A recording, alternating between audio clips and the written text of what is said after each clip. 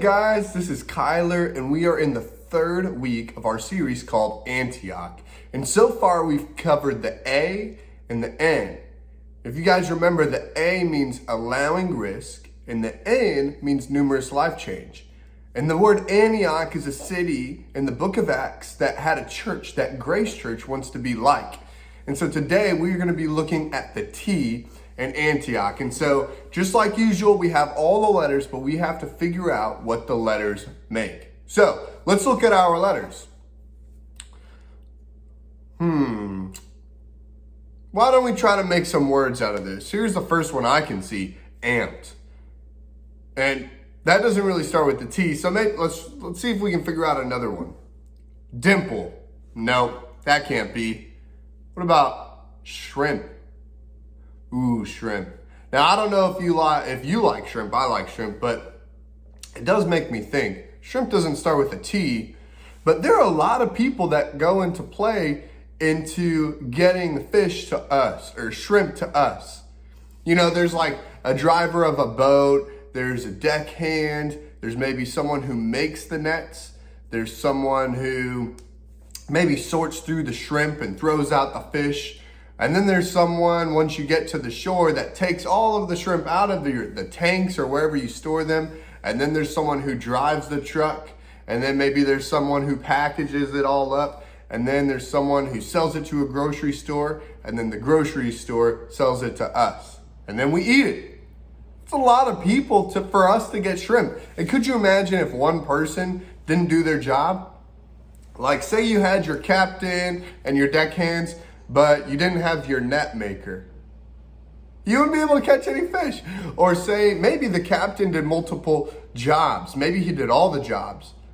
It may take a really long time for us to get shrimp. And maybe by the time he catches the shrimp and sorts it out and then goes back up in and drives the boat in and packages it, the shrimp may be bad. And so there are some things that maybe the shrimp process of us getting it, you need each person has their own role to help us get shrimp. And so if you remember in our story, we are going to pick up where Barnabas was going to Antioch and seeing numerous life change, our N word, numerous life change. And the king was persecuting Christians, and they were all going up to Antioch and they were sharing along the way. So we're going to pick up in Acts 13, verse 1. It says this: among the prophets and teachers of the church at Antioch of Syria were Barnabas, Simeon, Lucius, Manaen, and Saul. Now there were multiple people leading this church. They're prophets and teachers, and they all actually had different backgrounds. Let's look at a map. So all the people came from different places, different cultures. They had different skin colors. In our verse, it said Simeon was called the black man. Lucius was from Cyrene. Manaen is a childhood companion of King Herod Antipas, and Saul and Barnabas.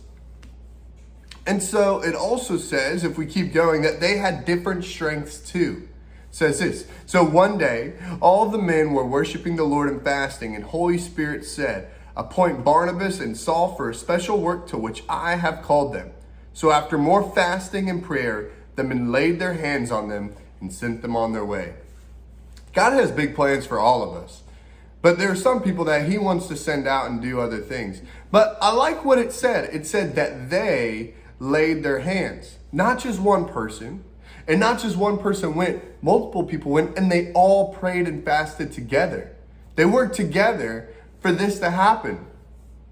And so it makes me think, I wonder if we've solved our word yet. Trailheads. No, definitely not trailheads. Leadership.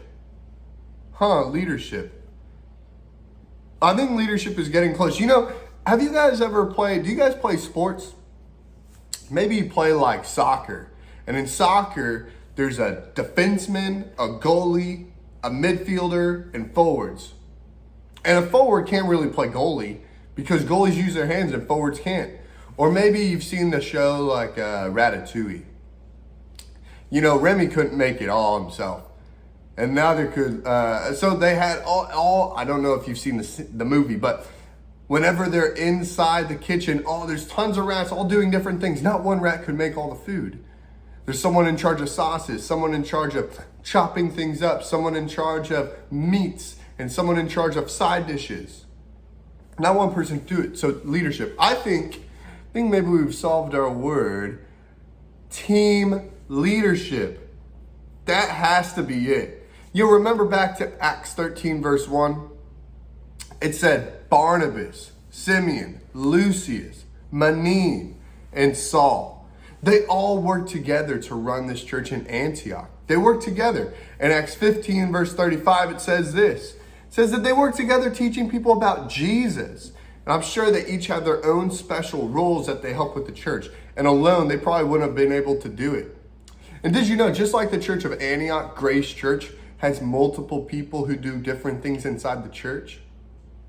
You know, like right now, I'm talking to you. This is my role. And I do some other things, but then there's also our campus pastors. And there's also people who do like IT, information technology. There's also people who do finances. There's also people who prepare the building and build websites and do lights and lead music.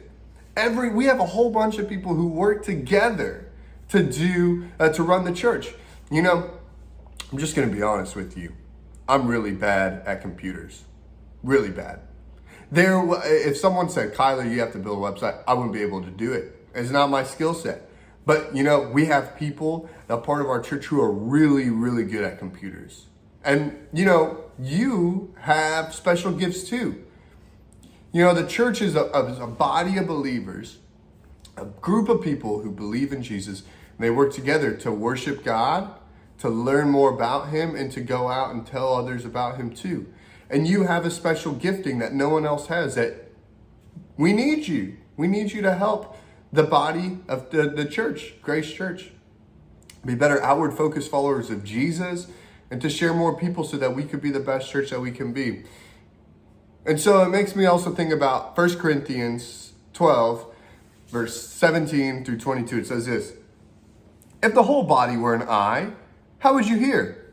If your whole body were an ear, how would you smell anything? But our bodies have many parts, and God has put each part just where he wants it. How strange a body would be if it only had one part. Yeah, there are many parts, but only one body. The eye can never say to the hand, I don't need you. And the head can't say to the feet, I don't need you. In fact, some parts of the body that seem weakest and least important are actually the most necessary.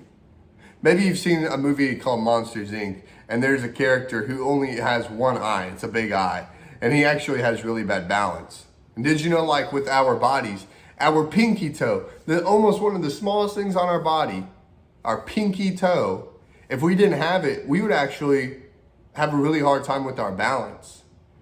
And that's just like the church. If we go, well, the church doesn't need my gifting or the thing that I'm good at. You could be the pinky toe. We would fall without you.